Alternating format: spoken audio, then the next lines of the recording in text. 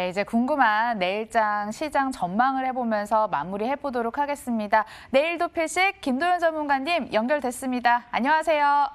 네, 안녕하십니까. 필식의 김도영입니다. 네, 저희가 이야기 나누느라 참 바빴던 것 같아요. 그 사이에 코스피가 다시 한번 낙폭이 좀 커지더니 1% 이상 하락하면서 내렸고 코스닥도 딱 1% 걸친 채 마무리가 됐거든요.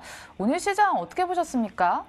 네, 전체적으로 이제 갭 부분, 하락 부분을 좀 방어하는 정도밖에 들어오지 않았는데요. 특징적으로 좀 놓고 판단을 해보면 수급의 특징이겠죠. 오늘 시장 같은 경우는 나밖에 없습니다라는 걸 좀 보여준 것 같습니다.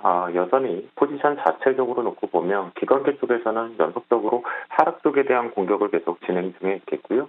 외국인들 같은 경우도 선물에 대한 매도는 지속되고 있습니다.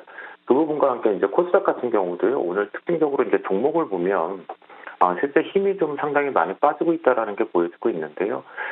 최근 대비해서 놓고 봤을 때 공격적인 매수가 상당히 제한적으로 걸렸고 상한가를 풀었다 붙였다 하는 그 반복도의 속도가 이제 상한가로 딱 들어가지 못하는 특징들이 좀 있었습니다. 그만큼 차익 매도 압박 부분이 좀 컸다라고 볼 수가 있겠는데요. 선물시장 쪽에서 마지막에 지금 급하게 좀 뽑아냈습니다. 밑에 쪽으로 하락 쪽으로 크게 열었는데 내일 이제 동시 만기를 앞두고 있는 시점에서 먼저 이벤트성으로 좀 물량들을 롤오버를 좀 급하게 하는 것 같아요. 그런데 지금 보시면 미결제가 14만 계약 정도 있습니다. 그러면 최근 우리가 만기에 들어오는 부분 비교해 보면 물량이 좀 많은 상태에 들어가고 있거든요. 당일로. 그러면 전반적으로 결제될 확률이 많이 있다라고 보시면 되니까 좀 시장이 좀 가벼워질 수 있는 확률이 높아지고 있다라고 보시면 좋겠습니다. 오늘 만약 시장이 제가 내린 결론은 만약 이 개인 창구가 없었다라면 오늘 시장은 추가적인 하락이 좀 열렸을 것이다. 더 확대라고 볼 수가 있겠고요. 종목군에서 보면은 지수하고 좀 다르게 실제로는 오히려 좀 잘 방어가 됐다라고 보입니다. 왜냐하면 매도세가 크게 좀 출회가 되지 않았다라고 볼 수가 있겠는데요. 첫 번째 우리가 잠시 보면 삼성전자 그러니까 앞에서 먼저 갈 수 있는 재료를 이틀 정도로 갖고 있었음에도 불구하고 못 갔다가 어제 이제 후발주자로 확 뽑아 올렸죠. 그래서 시장을 방어했지만 오늘 전체적으로 시가총액 상위권 종목군들에게 방어하는 섹터가 없는 가운데 위아래로 흔들어대면서 시장을 좀 방어를 했습니다.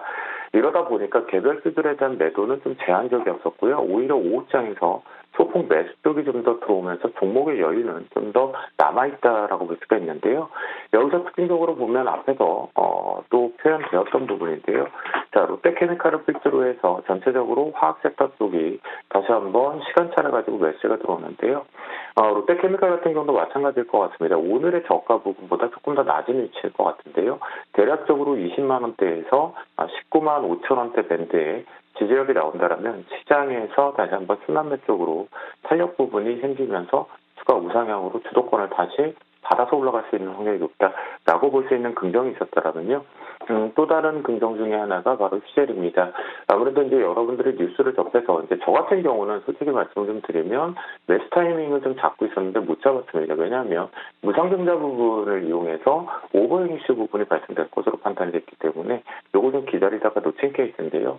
그리고 나서 중국발에 대한 이슈들이 좀 계속 나오고 있죠. 그러면서 지금 강하게 올라가고 있는데요. 요걸 봤을 때는 이제 긍정이죠. 이게 무슨 얘기냐면 종목 장세가 지속되고 있다는 것을 보여주고 있고 방망이를 짧게 잡는다고 한다면 역시 보유 시간 대비해서 수익률은 계속 챙길 수 있다라는 표본을 보여줍니다. 그런데 여기서 이제 시장이 내일 만기를 앞두고 있는 상태에서 포지션들은 어느 정도 윤곽이 좀 다 드러났죠. 이 외국인들이 되게 중요한데 여기서 종목이 어제 제가 코로나 부분에 대한 긍정과 부정 부분을 가지고 저 혼자만의 생각일지 모르지만 부정적인 시각이 상당히 많이 그러니까 시장이 하락 쪽으로 쏟아질 기미들을 계속 보여주었다라고 말씀 좀 드렸었는데요. 어제 백신 쪽에 대한 호재들이 나왔음에도 불구하고 위쪽이 막혀가고 나서 오늘 셀트리온 녹십자가 동반해서 같이 내렸다는 거죠. 어제 백신 생산 부분에 대한 이슈들을 만들어냈는데 시장을 그러니까 못 올라가게 고점을 계속 막고 있는 뷰. 그러니까 내일 만약에 상승 이벤트가 열려도 오버슈팅 못 나갑니다. 제가 보는 관점에서는 그러니까 결국은 고점이 계속 막혀있는 구간이겠고요. 이벤트성으로 오늘처럼 선물시장 쪽을 놓고 본다는 것과 마찬가지로 마지막 부분에 이렇게 밀어버렸죠.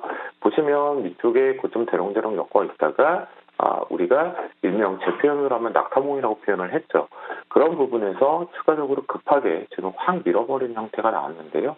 이 부분을 놓고 보면 일단 만기 전에 물량을 좀 잘 소화했기 때문에 내일 좀 가볍게 탄력도가 좀 나올 것으로 판단은 되고 있지만 전반적으로 고점은 계속 막혀있는 부분. 그러면 이 이벤트가요. 실제 지금 메이저들의 공격은 하락 쪽의 이벤트로 마무리를 해서 수익을 이제 2달 동안 했던 수익과 마지막 수급적인 측면을 가지고 단기 자금력 싸움으로 마무리, 수익을 좀 극대화할 것인가 말 것인가거든요. 여기서 결론 났죠. 앞에서 기관은 어디요? 하락 쪽에 지금 베팅이 되어 있고 외국인이 상방 쪽에 되어 있는 부분을 기관에게 손잡아주면 내일 하락 쪽 이벤트가 되겠죠.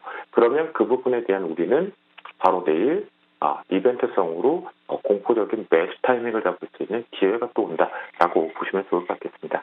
네, 내일 저희가 만날 때면 동시 옵션 만기일이 거의 끝날 때쯤 연결을 하기 때문에 거의 손쓸 수가 없을 것 같아서 내일장 전략 좀 자세히 주시고요. 자, 그 전에 저희 AS도 한번 도와드리겠습니다. 어제 얘기해 주셨던 미래컴퍼니가 하루 만에 상한가를 터치했습니다. 심지어 저가를 주면서 또 진입을 하셨더라면 더 큰 수익을 내실 수 있지 않았을까라는 생각이 들고요. 유니테스트도 이제 100% 수익률을 향해 가고 있습니다. 전문가님, 네. 방망이 짧게 잡고 가자라고 전략을 주시는데 그럼 미래컴퍼니도 끊어가실 건가요? 내일 아침에 바로 갭에서 시세를 이용해서 갭이 위로 붙든 밑으로 붙든 지금 현재 분위기상으로는 다시 한번 시장의 특징적으로 개인들의 창구 쪽에 대한 공격적인 그리고 기관 쪽의 뷰가 조금만 붙어주면 강하게 올라갔죠. 그 부분 내일 갭 시세 이용해 시가에서 전체 정리하겠습니다. 이런 부분은 또 판단을 드리겠고요. 하지만 여기에서 그래도 끌고 가는 부분은 역시나 먼저 쉬었던 부분과 시장의 순환매가 좀 돌고 있죠. 저도 오늘 사실은 네트워크 관련된 업종을 좀 놓친 부분이 없지 않아 있는데요. 어제 SDS를 언급드리고 나서 확산되는 쪽 부분을 놓쳤죠. 롯데정보통신이라든가 신세계 INC를 좀 놓쳤는데요. 신세계 인터넷에는 소비 쪽으로 놓고 판단을 해본다면 역시 좀 끌고 가겠습니다. 다 내려왔고 이제 여기서 박스권에서 단기적으로 마무리를 된다면 시간 조정 이후에 추가 슈팅이 나가는 자리니까 보유를 좀 하겠고요.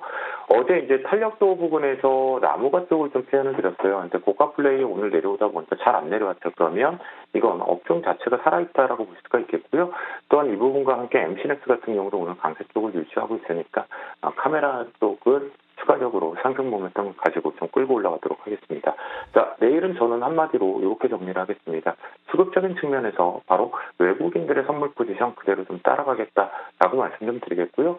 오늘도 이제 많이 흔들어대긴 했는데 방향성들이 좀 나오면서 마지막에 좀 나왔던 모습을 봤을 때 하방 공격을 하면 더 좋고 하지 않아도 되는 포지션이기 때문에 외국인들의 시초 초반부터 매수가 좀 들어온다면 우리도 매수 공격 오늘 갭 떨어질 때 매도가 증가되지 않았으니까 바로 따라가는 것처럼 그렇게 패턴을 좀 진행해 보도록 하겠고요.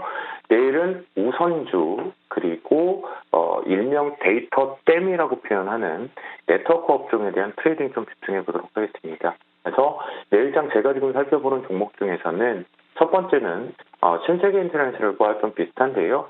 이번엔 화장품 쪽으로 소비재 쪽을 좀 한번 가도록 하겠습니다.